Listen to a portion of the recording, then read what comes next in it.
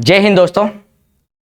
चलिए देखते हैं आप लोगों की जो परीक्षावाणी की सीरीज चलाई थी हम लोगों ने, उसी सीरीज को आगे बढ़ाते हुए हम लोग काम स्टार्ट करते हैं। यहां पर जरा उत्तराखंड विज्ञान प्रौद्योगिकी पर्यावरण प्राचीन मापतोल प्रणाली का चैप्टर चला था। इसके 2 लेक्चर जा चुके हैं। लास्ट हम लोग देखते हैं यहाँ पर जी जरा जो काम चल रहा है इस पर जी। छोटा टॉपिक था, वैसे हम लोगों ने इसे पार्ट में बांटकर आपको दिया है। आप लोग एक दिन में 2 देख ले, 3 देख ले यहाँ पर, लेकिन टुकड़ों में हम लोग इसे इसलिए दे रहे ताकि जो फ्रेश बच्चे तैयारी लगे हैं वे बहुत अच्छे से तैयार कर पाए, क्योंकि लंबा लेक्चर दे दिया तो बीच में थकान हो जाएगी और माइंड काम नहीं करेगा, बीच में अच्छे से फोकस पे नहीं आएगा, वहां पर फोकस नहीं कर पाने का। इसलिए हम लोग यहाँ पर इसके लेक्चर छोटे बना रहे हैं यहाँ पर। तो देखिए जरा हम लोग देखते हैं यहाँ पर जरा अध्याय नंबर 20। अध्याय नंबर 20 पर हम लोग काम कर रहे हैं यहाँ पर विज्ञान प्रौद्योगिकी पर। यहां से क्या प्रश्न निकल रहे हैं, हम लोग प्रश्नों पर फोकस करेंगे। उत्तराखंड परीक्षावाणी जो चला रखा है, उत्तराखंड परीक्षावाणी का अध्याय नंबर 20 लगाया आपके यहाँ पर जी पीडीएफ में। यहां से क्या प्रश्न बनकर चले उन्हें देखे जरा जी, यहां से प्रश्नों को समझना। अब यहां पर एक प्रश्न लिखा हुआ है, यहां पर जरा ध्यान दीजिए। यूके विज्ञान एवं प्रौद्योगिकी परिषद, मतलब उत्तराखंड विज्ञान एवं प्रौद्योगिकी परिषद। पहला प्रश्न तो ये निकालना, आपके पास में शॉर्ट में यदि दे दिया जाए, ये लिखा हुआ है यूकोस्ट, और आप लोगों से प्रश्न पूछ लिया जाए कि यूकोस्ट का पूरा नाम क्या है, और आप लोगों के पास में वहां पर 4 ऑप्शन मिल जाए, तो आप लोगों को सही रूपरेखा में इसके नाम को ध्यान रखना है। वहां पर जी हमें देखना है यूकोस्ट। उलझाने के लिए कुछ भी नाम रख सकता है पेपर वाला। तो देखिए यूकोस्ट की फुल फॉर्म क्या मिलेगी, उत्तराखंड विज्ञान एवं प्रौद्योगिकी परिषद। नेक्स्ट एक प्रश्न क्या निकल सकता है, प्रश्न ये निकल सकता है कि यूकोस्ट का संबंध किस फील्ड से है, किस क्षेत्र से यूकोस्ट का। तो हम लोग देखेंगे विज्ञान एवं प्रौद्योगिकी से संबंध है यूकोस्ट का। एक प्रश्न ये निकालना, यहीं से प्रश्न निकालना जी। हमने कहा यूकोस्ट का संबंध किससे, विज्ञान प्रौद्योगिकी से है, और यूकोस्ट का पूरा नाम क्या है, उत्तराखंड विज्ञान एवं प्रौद्योगिकी परिषद यूकोस्ट का पूरा नाम है। नेक्स्ट देखो जरा इसमें हम लोग और क्या प्रश्न निकाले। राज्य में विज्ञान एवं प्रौद्योगिकी को बढ़ावा देने व लोगों में वैज्ञानिक जागरूकता फैलाने के उद्देश्य से 21 फरवरी 2005 को उत्तराखंड राज्य में विज्ञान एवं प्रौद्योगिकी परिषद की स्थापना की गई। प्रश्न क्या बनाना, हमने कहा यूकोस्ट का पूरा नाम बनाया, यूकोस्ट का संबंध पढ़ा, यूकोस्ट का उद्देश्य क्या। अब उद्देश्य पर चलना, यूकोस्ट का उद्देश्य क्या, तो हमें देखना यूकोस्ट का उद्देश्य क्या मिल रहा है यहां पर। जो यूकोस्ट का उद्देश्य हम लोग देख रहे हैं, हमने कहा राज्य में विज्ञान एवं प्रौद्योगिकी को बढ़ावा देने व लोगों में वैज्ञानिक जागरूकता फैलाने, इसका उद्देश्य है। लोगों में विज्ञान प्रौद्योगिकी को बढ़ावा देना और क्या है जी, लोगों में वैज्ञानिक जागरूकता लाना, विज्ञान के प्रति जागरूकता लाना, विज्ञान प्रौद्योगिकी परिषद यूकोस्ट का उद्देश्य है। कब बना उत्तराखंड में, 21 फरवरी 2005 को हम लोग देखकर चले, ये बनाया गया यूकोस्ट यहां पर। तो इसका संबंध जोड़ेंगे, उद्देश्य यहां पर देखें, और इसकी फुल फॉर्म याद रखें और कब बना ये याद रखें। नेक्स्ट आगे देखो जरा, आगे ध्यान देंगे उत्तराखंड, ये इसके महानिदेशक वगैरह छोड़ देना यहां से, आप लोग करंट डाटा पढ़ना बिल्कुल जी सारा जी। देखो जरा उत्तराखंड विज्ञान शिक्षा अनुसंधान केंद्र, उत्तराखंड विज्ञान शिक्षा अनुसंधान केंद्र, इसका शॉर्ट में नाम यूसर्क, और यूसर्क का फुल फॉर्म या यूसर्क का पूरा नाम उत्तराखंड विज्ञान शिक्षा एवं अनुसंधान केंद्र। यहां पर जी यूसर्क का पूरा नाम पूछा जाता है हिंदी में ही, इसलिए ध्यान रखना। और देखो जरा इसकी स्थापना राज्य में किस लिए हुई है, विज्ञान एवं प्रौद्योगिकी के विभिन्न विषयों में अनुसंधान करना, शिक्षण एवं प्रशिक्षण केंद्र के रूप में इसकी स्थापना की गई, प्रशिक्षण के कार्य करने हेतु। हमने कहा उत्तराखंड विज्ञान शिक्षा अनुसंधान केंद्र का शॉर्ट में नाम क्या मिला है, यूसर्क। यूसर्क की फुल फॉर्म हमने जानी क्या मिली है, यूसर्क की फुल फॉर्म उत्तराखंड विज्ञान शिक्षा अनुसंधान केंद्र, इसका यहां पर जी पूरा नाम हम लोग पढ़कर चले, फुल फॉर्म इसकी देखने को मिल रही है यहां पर। जरा देखो जरा जी, अब देखो जरा हम लोगों ने यहां पर ध्यान देना दोबारा से हमारी बातों पर, आप लोगों को जो पॉइंट बताए जा रहे हैं उन्हीं को फोकस करना। देखो यहां पर लिखा है यूसर्क का पूरा नाम क्या पढ़ा आप लोगों ने, यूसर्क का उत्तराखंड विज्ञान शिक्षा अनुसंधान केंद्र। नेक्स्ट हम लोग जोड़ेंगे यहां पर जी कब स्थापना हुई, 2005 को, और क्या है जी यहां पर जी इसका संबंध, इसकी स्थापना किस लिए की गई, स्थापना राज्य में विज्ञान एवं प्रौद्योगिकी के विभिन्न विषयों में अनुसंधान करना, शिक्षण एवं प्रशिक्षण केंद्र के रूप में कार्य करने के लिए इसकी स्थापना की गई। हमने कहा इसका प्रमुख कार्य संस्थाओं अनुसंधान केंद्रों के विचारों का आदान प्रदान, समन्वय, निर्देशन, वैज्ञानिक वातावरण का निर्माण करना। यहां पर जी इसका प्रमुख कार्य भी याद रखना, क्योंकि पेपर में क्वेश्चन किस टाइप से उठ रहे हैं, कथन और कारण में। ए में क्या लिख दिया कथन, और आर में क्या दे दिया आपको कारण वहां पर, और फिर एक को तो जानते हो ऑप्शन को आप लोग वहां पर जी, दूसरे को नहीं जानते तो पूरा प्रश्न नहीं हो पाता है। तो आप लोगों को इसका कार्य भी याद रखना, इसका कार्य क्या है, प्रमुख कार्य शैक्षणिक संस्थाओं, जो शिक्षा की संस्थाएं हैं, वह अनुसंधान केंद्रों में विचारों का आदान प्रदान करना, समन्वय करना, निर्देशन व वैज्ञानिक वातावरण का निर्माण करना इसका मुख्य कार्य है। इसके कार्य को भी आप लोग अंडरलाइन करके रखेंगे, इसकी डिटेल को जानकर रखेंगे, तब जाकर के आप लोग सोचना कि आप लोग इस प्रश्न पर काम कर रहे हो। अगर आप लोग केवल यहीं तक छोड़कर भाग जाओ कि यूसर्क की स्थापना 2005 में और यूसर्क का पूरा नाम ये, तो गलत हो जाएगा जी, आप लोगों का पढ़ा हुआ भी बेकार हो जाएगा। नेक्स्ट देखो जरा आगे, नेक्स्ट आगे प्रश्न को देखो। उत्तराखंड अंतरिक्ष उपयोग केंद्र, उत्तराखंड अंतरिक्ष उपयोग केंद्र मतलब यूसेक, यूसेक का पूरा नाम क्या? उत्तराखंड अंतरिक्ष उपयोग केंद्र। प्रश्न आ रखा है जी, उत्तराखंड अंतरिक्ष उपयोग केंद्र का संबंध किससे है? देखो जरा, सुदूर संवेदन, सुदूर शिक्षा, दूर शिक्षा, बहुत दूर, यहां पर जो शिक्षा से दूर है, जो दूर दराज के क्षेत्रों में रह रहे हैं, और प्राकृतिक संसाधनों के प्रबंधन और आपदा प्रबंधन आदि के क्षेत्रों में विकास के लिए उत्तराखंड अंतरिक्ष उपयोग केंद्र की स्थापना की गई। प्रश्न बनाना, उत्तराखंड अंतरिक्ष उपयोग केंद्र की स्थापना किस लिए हुई है? प्रश्न बनाना, तो हमने कहा यहां पर उत्तराखंड अंतरिक्ष उपयोग केंद्र, जिसे शॉर्ट में कहते हैं यूसेक, और इसकी स्थापना सुदूर संवेदन, सुदूर शिक्षा, प्राकृतिक संसाधनों के प्रबंधन, आपदा प्रबंधन आदि के क्षेत्र में विकास करने के लिए उत्तराखंड अंतरिक्ष उपयोग केंद्र बना। और जिसकी स्थापना कब की गई? 21 सितंबर 2005 को इसकी स्थापना की गई। यह एक स्वायत्त शासित संस्था है, स्वतंत्र रूप से कार्य करने वाली संस्था है यहां पर जी। तो हमने कहा 21 सितंबर 2005 को इसकी स्थापना की गई, हम ये देखकर चलना है यहां पर जी। नेक्स्ट आगे, ये देखो, यह उपग्रहीय सुदूर संवेदन तकनीकी के आधार पर अनेक प्रकार के आंकड़ों का सर्जन व उपयोगी डेटाबेस तैयार करती है। तो उपग्रहीय सुदूर संवेदन तकनीकी के आधार पर कार्य कर रही है।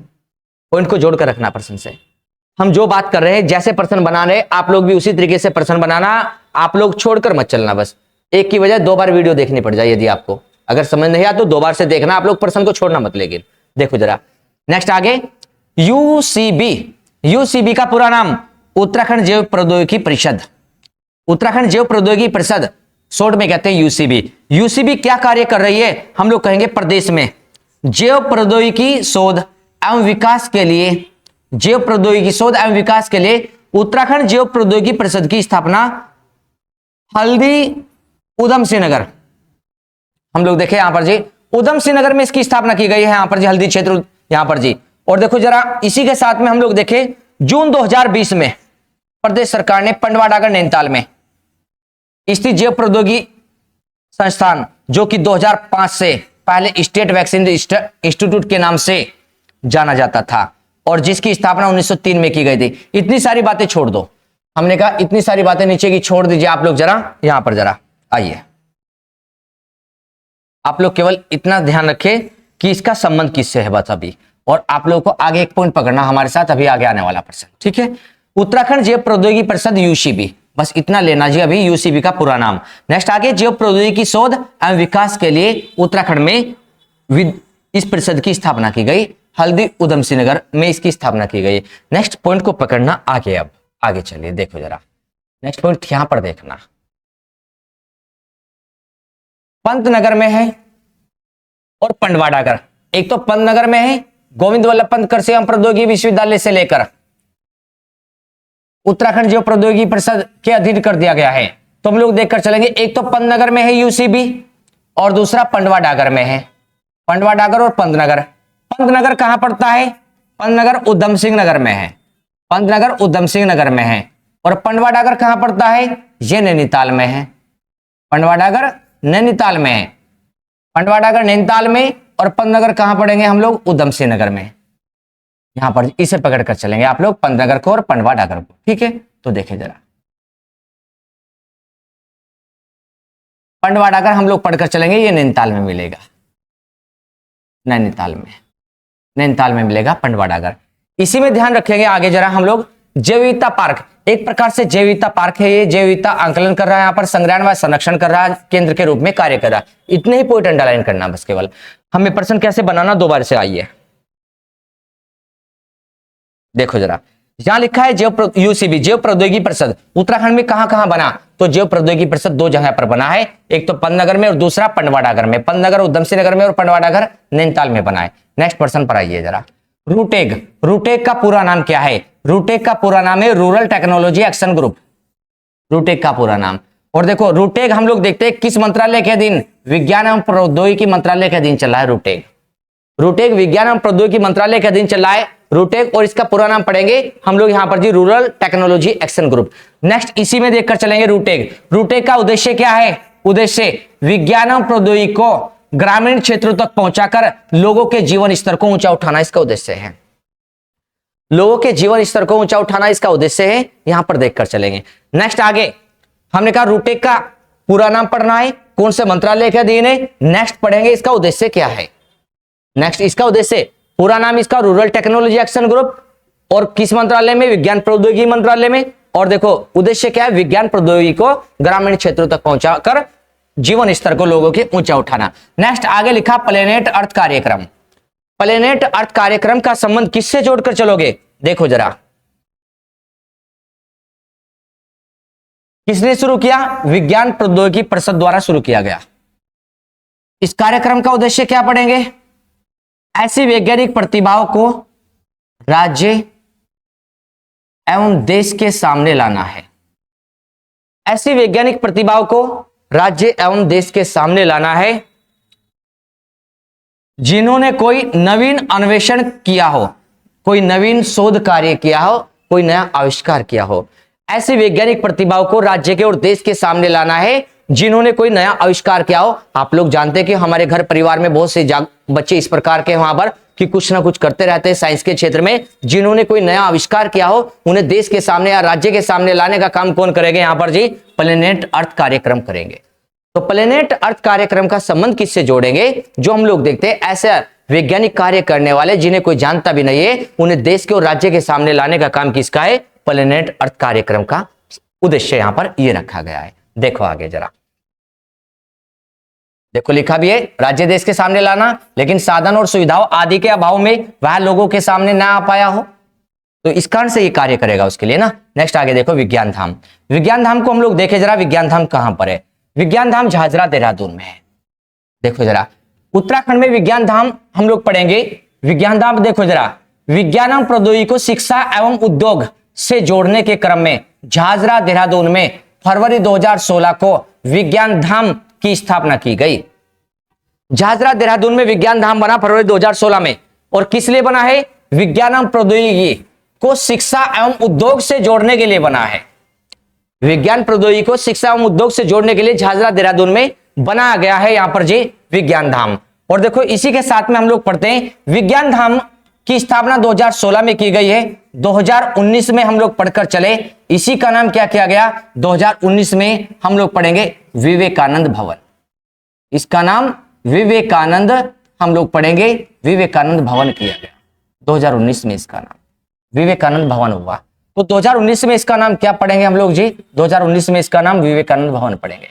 तो विज्ञान धाम झाझरा देहरादून में है, 2019 में इसका नाम हम लोग पढ़कर चलेंगे विवेकानंद भवन के नाम से। साइंस सिटी है एक प्रकार से, हम लोग देखे यहां पर जी विज्ञान धाम जी। साइंस सिटी झाझरा देहरादून में। देखो साइंस सिटी उत्तराखंड में कहां बन रही है? देहरादून स्थित झाझरा में राज्य की पहली, उत्तराखंड की पहली और देश की 5वीं साइंस सिटी का निर्माण किया जा रहा है। उत्तराखंड की पहली साइंस सिटी कहां पर है? देहरादून स्थित झाझरा में। यह राज्य की पहली है, राज्य की पहली और देश की 5वीं साइंस सिटी यहां पर बनाई जा रही है। विज्ञान धाम में हम लोग देखकर साइंस सिटी यहां पर जी तैयार की जा रही है। नेक्स्ट आगे प्रश्न देखो, इस साइंस सिटी में देखो जरा जो बन रही है वर्तमान में यहां पर विज्ञान धाम के रूप में रीजनल साइंस सेंटर आंचलिक विज्ञान केंद्र स्थापित है। या उत्तराखंड राज्य विज्ञान प्रौद्योगिकी परिषद, यूकोस्ट और राष्ट्रीय विज्ञान संग्रहालय परिषद की एक संयुक्त परियोजना है। तो कौन कौन चला रहा है ये बात अंडरलाइन रखें। हम लोग देखेंगे यहां पर जी यूकोस्ट के माध्यम से, राज्य विज्ञान संग्रहालय परिषद NCSM के माध्यम से इसकी स्थापना की जा रही है। इन दोनों की संयुक्त परियोजना है, इन दोनों की एक संयुक्त परियोजना है ये। और 173 करोड़ रुपए की इस परियोजना को देखकर चले। केंद्रीय संस्कृति मंत्रालय और राज्य सरकार की हिस्सेदारी क्रम से कितनी है? केंद्रीय संस्कृति मंत्रालय की 60% और राज्य सरकार की 40%। यहां पर हम लोग हिस्सेदारी देखेंगे इसे बनाने में साइंस सिटी को। यहां पर जी केंद्र से पैसा कितना और राज्य से कितना है। आगे लिखा जी शिखर परियोजना। शिखर परियोजना से क्या प्रश्न आपके पास बनेगा? देखे जरा शिखर परियोजना। शिखर परियोजना से प्रश्न आपको बनाना है यह परियोजना महाविद्यालयों में रोजगार उन्मुख, रोजगार को बढ़ावा देना है, रोजगार उन्मुख आईटी शिक्षा उपलब्ध कराने के लिए शुरू की गई है। हमने कहा महाविद्यालयों में रोजगार उन्मुख आईटी शिक्षा, मतलब टेक्नोलॉजी के क्षेत्र को यदि महाविद्यालयों में चला दिया जाए, बच्चे कुछ ना कुछ सीखेंगे, प्रैक्टिकली चीजें सीखेंगे, और देखते हैं यहां पर कि वे जैसे बड़े होकर चले जाएंगे, जैसे बड़े होंगे बच्चे, तो वे क्या होंगे, अपने रोजगार पर को स्वयं चला लेंगे। वहां पर वे गवर्नमेंट जॉब की तैयारी अगर नहीं भी करेंगे तब भी वे अपने कार्य को करने में सक्षम है वहां पर जी। तो ऐसी शिक्षा देने के लिए शिखर परियोजना काम कर रही है। तो देखो जरा, शिखर परियोजना का उद्देश्य क्या पढ़ेंगे, हमने कहा महाविद्यालयों में रोजगार उन्मुख आईटी शिक्षा देना, आईटी शिक्षा उपलब्ध कराने के लिए क्या चली है, शिखर परियोजना। कब से चली है, 2003 से चली है, 2003 से चली है शिखर परियोजना। हमें यह भी देखकर चलना 2003 से शिखर परियोजना को चलाया गया यहां पर जी।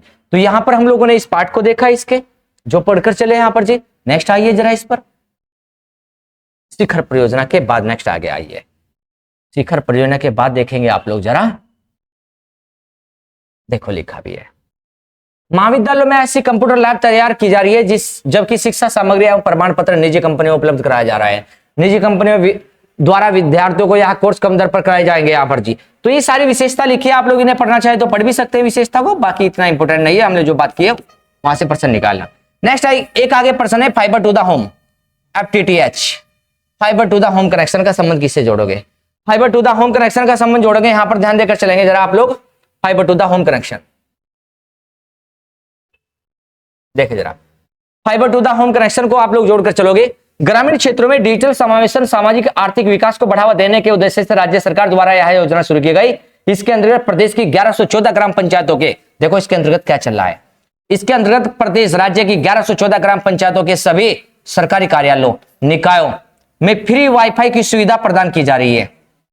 हमने कहा प्रदेश के 1114 ग्राम पंचायतों के सभी सरकारी कार्यालयों निकायों में फ्री वाईफाई की सुविधा मिल रही है, किस योजना में, fibre to the home connection में। और ग्रामीण क्षेत्रों में क्या है उद्देश्य, डिजिटल समावेशन और सामाजिक आर्थिक विकास को बढ़ावा देने के उद्देश्य से राज्य सरकार द्वारा यह योजना शुरू की गई। हमने कहा ग्रामीण क्षेत्रों में डिजिटल समावेशन और सामाजिक आर्थिक विकास को बढ़ावा देने के लिए चलाई गई है। इसी के साथ में देखो जरा नेक्स्ट, इससे आगे कोई प्रश्न हम लोग देखकर चलेंगे। तो यहां पर एक प्रश्न देख लेंगे, 50 करोड़ की इस परियोजना के लिए सूचना प्रौद्योगिकी एजेंसी ITDA और BSNL के बीच समझौता हुआ।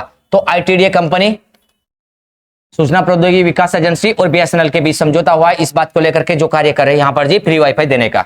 नेक्स्ट आगे देखो जरा, एक यहां पर इंपोर्टेंट पॉइंट, सिस्को परियोजना। सिस्को परियोजना हम लोग देखेंगे, छोड़ सकते हैं इसे, तो सिस्को परियोजना का अगर देखकर चले, ज्यादा हम लोग देखकर चले, ये तकनीकी विद्यालयों में चलाई जा रही है यहाँ पर जी, डिप्लोमा डिग्री धारकों को, इसे छोड़ देना आप लोग प्रश्न को ना यहाँ से जी। नेक्स्ट आगे चलो जरा, नेक्स्ट देखो जरा, हर्मिटेज भवन। हर्मिटेज भवन को देखना जरा, यहाँ पर हर्मिटेज भवन से प्रश्न बनता है, हर्मिटेज भवन से, हर्मिटेज भवन से लेकर चलेंगे। पहला पॉइंट तो ये, हर्मिटेज भवन कहां बना, नैनीताल में बना। हर्मिटेज भवन कहां पर तैयार किया गया, नैनीताल में तैयार किया गया। इंपोर्टेंट पॉइंट यही है यहां पर जी जरा, और देखो किस लिए यहां पर लिखा है, आईटी की नवीनतम तकनीकों को एक ही स्थान पर उपलब्ध कराने के लिए, इंफॉर्मेशन टेक्नोलॉजी की नवीनतम तकनीकें एक ही स्थान पर उपलब्ध कराने के लिए और विभिन्न आईटी अकादमियों में आपस में समन्वय कर राज्य के समग्र विकास में भागीदार बनाने के लिए नैनीताल के हर्मिटेज भवन को सरकार ज्ञान के उत्कृष्ट केंद्र के रूप में स्थापित कर रही है। मतलब विभिन्न आईटी अकादमियों में समन्वय स्थापित करने के लिए, आपस में उन्हें वहां पर जोड़ करके कार्य करने के लिए नैनीताल में हर्मिटेज भवन में यहां पर तैयार किया जा रहा है जी, ये समन्वय सेंटर यहां पर जी। तो देखे जरा जी, ताकि राज्य का विकास हो सके टेक्नोलॉजी के क्षेत्र में, इसे हम लोग देखकर चले हर्मिटेज भवन। इसके अतिरिक्त नेक्स्ट पर्सन पर चलिए जरा, ये डी स्पेस डिजिटल लाइब्रेरी को छोड़ सकते हैं। नेक्स्ट आगे आइए, ज्ञानोत्कर्ष परियोजना, इससे प्रश्न देखे जरा। ज्ञानोत्कर्ष परियोजना का संबंध किससे है, इस परियोजना को इंटेल कंपनी द्वारा चलाया गया। इस परियोजना का संचालन कौन कर रही है, इंटेल कंपनी कर रही है इस परियोजना का संचालन, जिसके अंतर्गत क्या चल रहा है, सरकारी कर्मचारियों को व्यक्तिगत कंप्यूटर क्रय करने की व्यवस्था दी गई है। मतलब सरकारी कर्मचारी है अपने कंप्यूटर खरीद सकता है, उसकी व्यवस्था कराई गई है ज्ञानोत्कर्ष योजना में। कैसी व्यवस्था, इसमें क्या हो रहा है यहां पर, इसके संचालन में हम लोग देखते हैं यहां पर जी, इसके तहत कर्मचारी कंप्यूटर क्रय करने के लिए आसानी से ऋण प्राप्त कर सकता है। मतलब सस्ता ऋण मिल रहा है जी सरकारी कर्मचारियों को कंप्यूटर खरीदने के लिए। कौन सी योजना में? ज्ञानोत्कर्ष योजना में।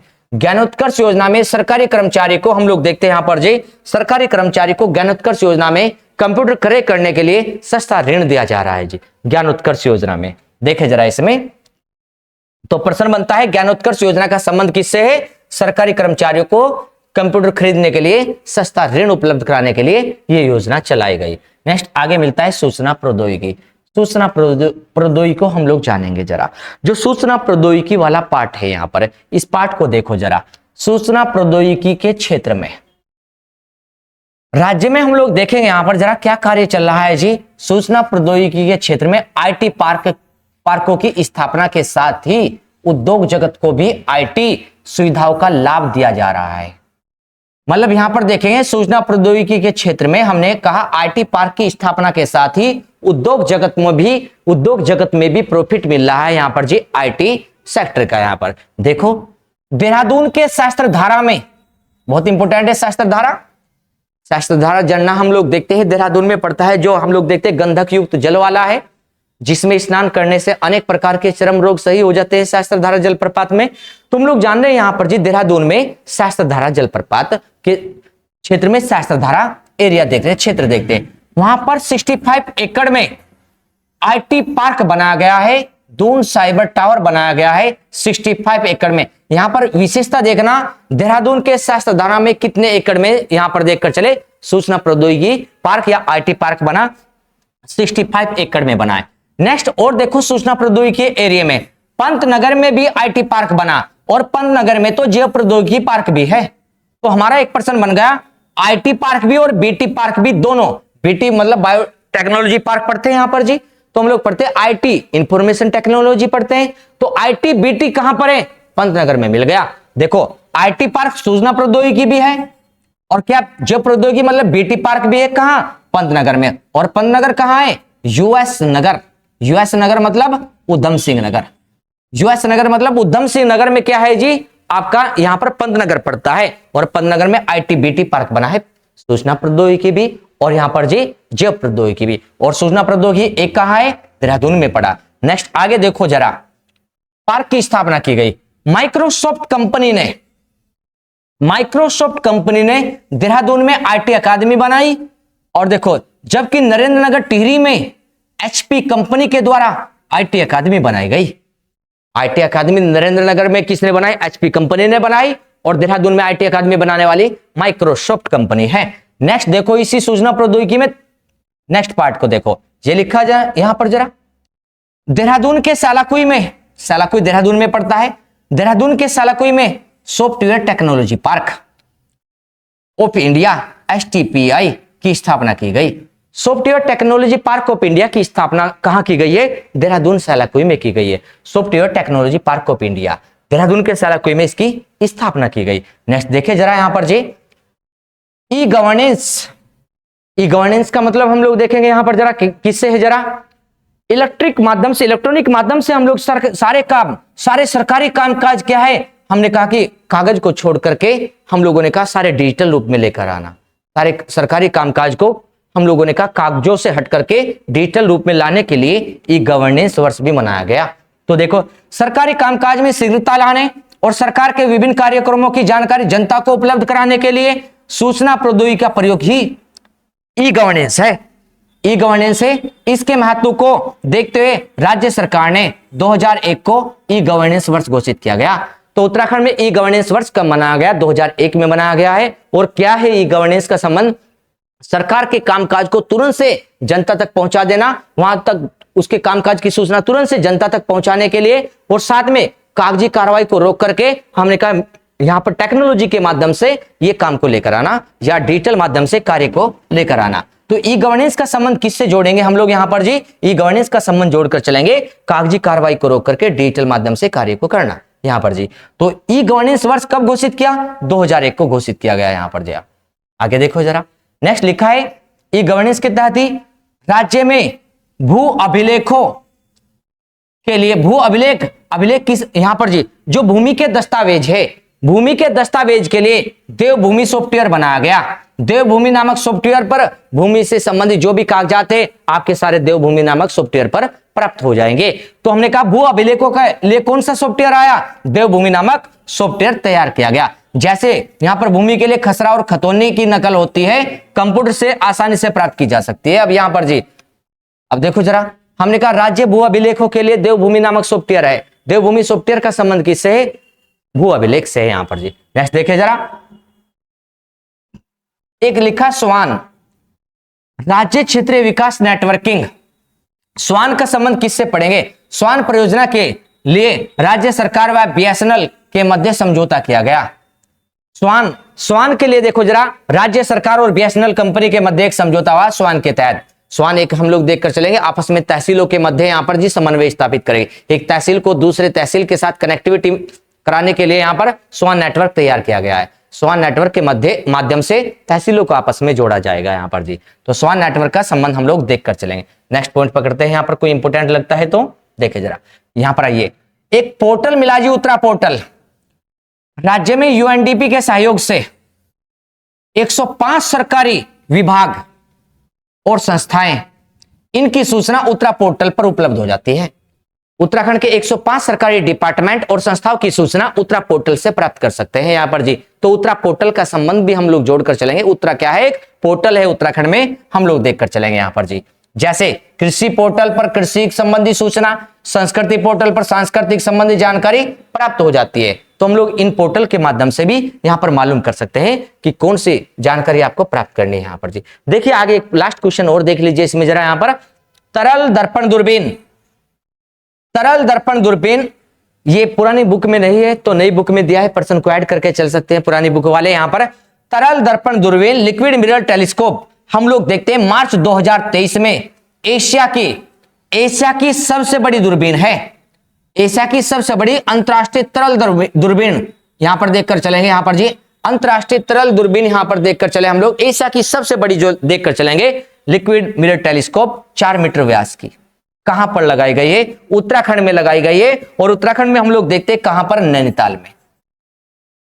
उत्तराखंड में नैनीताल में लगाई गई यहां पर जी टेलीस्कोप ये। और देखकर चले किस संस्थान के माध्यम से, एरीज संस्थान।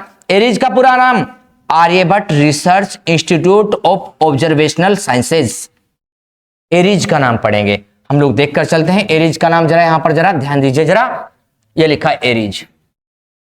ये एरीज कहां पर, एरीज नैनीताल में है। यहां पर जो कार्य कर रहा है देवस्थल वेधशाला परिसर में। देवस्थल कहां पड़ता है, ये देवस्थल पड़ता है जी नैनीताल में। देवस्थल नैनीताल में पड़ता है, देवस्थल नैनीताल में पड़ता है। 2450 मीटर की ऊंचाई पर, 2450 मीटर की ऊंचाई पर देवस्थल है। और यहीं पर देखकर चलते हैं तरल दर्पण दूरबीन लगाई गई है किन देशों के सहयोग से, बेल्जियम, कनाडा, पोलैंड, उज्बेकिस्तान और के सहयोग से यहां पर जी। और इसी के साथ भारत में पहली तरल प्रकाशीय सर्वेक्षण दूरबीन है, ये भारत की पहली है यहां पर जी। तो हम लोग देखकर चले यहां पर, जो हम लोग पढ़कर चले यहां पर जी, इस दूरबीन को हम लोग देख रहे हैं यहां पर जी। आप भारत में हम लोग देखकर चले जरा, पहली तरल प्रकाशीय सर्वेक्षण दूरबीन है, एशिया की सबसे बड़ी। और कितने देशों के सहयोग से, हमने कहा बेल्जियम, कनाडा, पोलैंड, उज्बेकिस्तान और भारत, 5 देश मिलकर के इस दूरबीन को लगा रहे हैं यहां पर जी। और एशिया की सबसे बड़ी है, 4 मीटर व्यास की ये दूरबीन है यहां पर जी। और देखते हैं 4 मीटर डायमीटर की ये दूरबीन लगाई गई है, नैनीताल के देवस्थल में लगाई गई। किस संस्थान लगाई, एरीज ने लगाई, एरीज ने लगाई है। और एरीज ने हम लोग देखकर चलते हैं, एरीज का पूरा नाम Aryabhatta research institute of observational sciences, ये नाम भी पूरा आ जाता है। तो इसे भी पकड़ कर चलना आप लोग जरा। तो देखिए जरा, यहां पर जो चैप्टर है ये आपका फिनिश हो रहा है बस।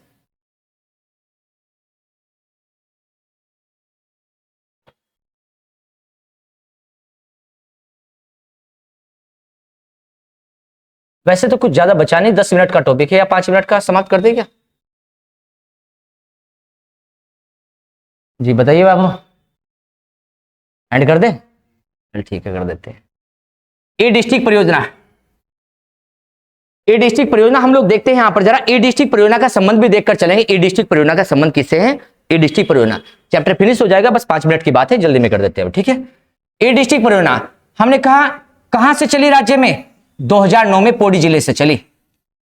ई गवर्नेंस के अंतर्गत केंद्र पोषित यह योजना है। ई डिस्ट्रिक्ट परियोजना 2009 में चली है और पौड़ी गढ़वाल से चली। यहां पर जी हमने कहा सारे कार्य हमने कहा डिजिटल रूप में लाने के लिए ई डिस्ट्रिक्ट परियोजना चलाई गई यहां पर जी। और डिजिटल रूप में क्या क्या कार्य कर रहे हैं यहां पर देखो जरा। इस योजना का उद्देश्य विभिन्न प्रकार की सरकारी सेवाओं को सूचना प्रौद्योगिकी के माध्यम से जन जन तक पहुंचाना।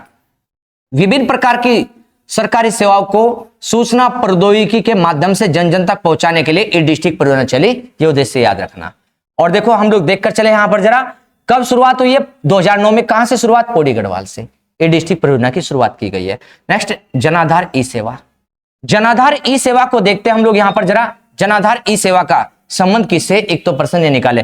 पूरा नाम क्या पढ़ेंगे जनाधार ई सेवा का हम लोग देखकर चले तो पूरा नाम देखेंगे यहां पर जी। इसका पूरा नाम है पंडित दीनदयाल उपाध्याय जनाधार ई सेवा। जनाधार ई सेवा का कार्य क्या है अगर देखकर चले यहां पर कार्य, तो कार्य देखकर चलेंगे यहां पर। राज्य की तहसीलों में मूल निवास, स्थायी निवास बनता है, आय प्रमाण पत्र बनता है और उसी के साथ चरित्र, जाति आदि प्रमाण पत्र जो 10 रुपए में उपलब्ध कराने के लिए यह सेवा शुरू की गई है। कंप्यूटर आधारित यह इस सेवा का पूरा नाम हम लोग पंडित दीनदयाल उपाध्याय जनाधार ई सेवा जानेंगे। अब जगह जगह पर सीएससी सेंटर खुले पड़े हैं, उन सीएससी सेंटर के माध्यम से ये कार्य आप लोग आसानी से करवा पा रहे हो। तो ये कार्य जो चल रहा है सीएससी सेंटर को दिया गया है, हम लोग देखेंगे यहां पर जनाधार ई सेवा पंडित दीनदयाल उपाध्याय जनाधार ई सेवा के नाम से सीएससी सेंटर को यह कार्य दे दिया गया है। इनका काम है यहाँ पर तहसीलों में जो कार्य होता था मूल निवास, आय प्रमाण पत्र, जाति प्रमाण पत्र, तो सीएससी सेंटर भी इस कार्य को करने लगे। नेक्स्ट देखो जरा आगे। नेक्स्ट एक है आयुष ग्राम। आयुष ग्राम का प्रारंभ 2010 से किया गया। संबंध जोड़ेंगे, इसका उद्देश्य क्या है? नागरिकों को आयुर्वेदिक, आयुष ग्राम मतलब आयुर्वेदिक, होम्योपैथिक, यूनानी योग और सिद्ध उपचार के लिए बेहतर चिकित्सा सुविधा उपलब्ध कराना है इसका उद्देश्य। हमने कहा आयुर्वेदिक, होम्योपैथिक, यूनानी और सिद्ध उपचार के लिए बेहतर चिकित्सा सुविधा उपलब्ध कराने के लिए आयुष ग्राम चला है। आयुष ग्राम कब का है? हमने कहा 2010। आयुष ग्राम का प्रारंभ कब हुआ है? 2010। विशेषता जानो, विशेषता क्या है? राज्य के सभी 13 जिलों में आयुष ग्राम, एक एक आयुष ग्राम तैयार किया जा रहा है जी, स्थापित किया जा रहा है। इंपोर्टेंट। उत्तराखंड के 13 जिले हैं, 13 के 13 जिलों में एक एक आयुष ग्राम तैयार किया जा रहा है, जहां पर आयुर्वेदिक, होम्योपैथिक, यूनानी योग, सिद्ध उपचार के लिए बेहतर चिकित्सा सुविधा प्रदान की जाएगी। एक ग्राम वहां पर जी प्रत्येक जिले में। नेक्स्ट देखो जरा सेकंड नंबर पर, प्रत्येक आयुष ग्राम में एक एक अस्पताल, एक स्वास्थ्य लाभ केंद्र और होटल, हर्बल गार्डन, एक योग के सेंटर, दवा निर्माण इकाई सहित अन्य सुविधाएं भी उपलब्ध होगी यहां पर जी इस योजना के तहत आयुष ग्राम में जी। नेक्स्ट देखो जरा, इसी में हम लोग देखकर चलते हैं। तो विशेषता इसकी पढ़कर चले, नेक्स्ट आगे देखेंगे जरा हम लोग ना। देखिए जरा नेक्स्ट आगे एक पॉइंट लिखा है जी सोलर सिटी। सोलर सिटी को जानेंगे हम लोग जरा। जो सोलर सिटी है हम लोग पढ़कर चलेंगे। सोलर सिटी, केंद्र सरकार ने देश के 11 शहरों, भारत के 11 शहरों को सोलर सिटी के रूप में विकसित करने का निर्णय लिया है। सोलर सिटी के रूप में भारत के 11 शहरों को विकसित किया जा रहा है और 11 शहरों में उत्तराखंड का देहरादून भी शामिल है। उत्तराखंड का देहरादून भी इन 11 शहरों में शामिल किया गया। तो उत्तराखंड का कौन सा शहर है जिसे सोलर सिटी के रूप में विकसित किया जा रहा है? वो देहरादून शहर है यहां पर जी। तो हम लोग देखकर चलेंगे इसे। यहां पर चयनित शहरों में स्ट्रीट लाइटें, होर्डिंग्स, लाइट, देखो इन 11 शहरों में उत्तराखंड के देहरादून को भी सम्मिलित किया गया है। चयनित शहरों में स्ट्रीट लाइटें, होर्डिंग्स, लाइटें, ट्रैफिक सिग्नल आदि सोलर सिस्टम के माध्यम से संचालित होंगे। हमने कहा भारत के 11 शहरों में से देहरादून को शामिल किया गया, जिसमें विभिन्न प्रकार के जो लाइट वगैरह, street light, hoarding light, traffic signal सब किस माध्यम से चलेंगे? सौर ऊर्जा के माध्यम से या सोलर सिस्टम के माध्यम से संचालित किए जाएंगे। इस प्रकार से सोलर सिटी को विकसित किया जा रहा है देश में। नेक्स्ट देखो आगे जरा। गैस पाइपलाइन से क्या प्रश्न बनाएंगे पेपर के लिए? उत्तराखंड में गैस पाइपलाइन कहां बिछाई जा रही है? यूपी में बरेली से लाकर के उधम सिंह नगर के हम लोग देखते हैं कहां पर जी? यूपी में बरेली से लाकर के उधम सिंह नगर के काशीपुर में। देखो जरा, आंवला क्षेत्र बरेली उत्तर प्रदेश से उधम सिंह नगर के काशीपुर तक गैस पाइपलाइन बिछाने की को अपनी मंजूरी प्रदान कर दी गई है। इसकी एक शाखा रुद्रपुर तक जाएगी। रुद्रपुर कहां पड़ता है? उधम सिंह नगर में। उधम सिंह नगर में ही काशीपुर पड़ता है। तो रुद्रपुर और काशीपुर में गैस पाइपलाइन बिछाई जा रही है। गैस पाइपलाइन यहां पर बिछाई जा रही है रुद्रपुर और कहां पर जी? उधम सिंह नगर में गैस पाइपलाइन बिछाई जा रही है यहां पर जी। नेक्स्ट आगे प्रश्न देखते हैं जरा, और यहां पर जी जो इंपोर्टेंट बनेगा आपके लिए।